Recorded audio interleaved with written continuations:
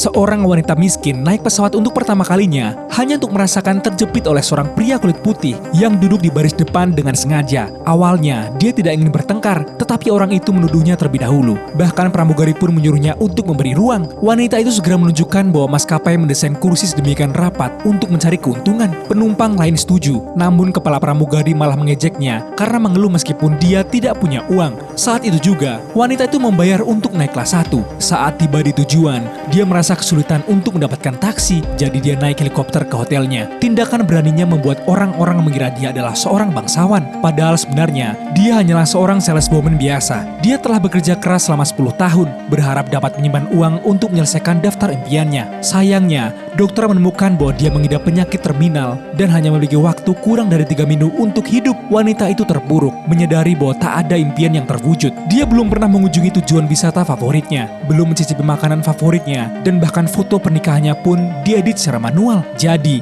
dia memutuskan untuk berhenti dari pekerjaannya, menarik semua tabungannya, dan memberikan dirinya liburan terakhir.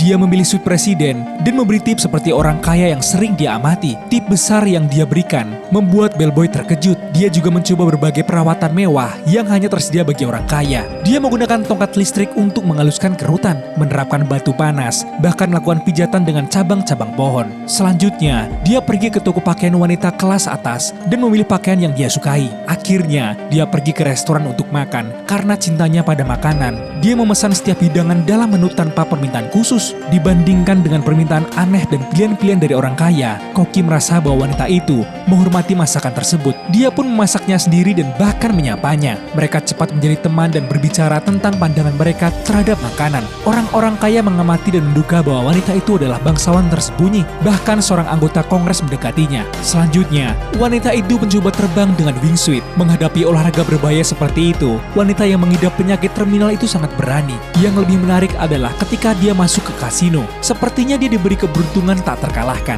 Dia dengan santai memasang semua chipnya dan secara tak terduga menang.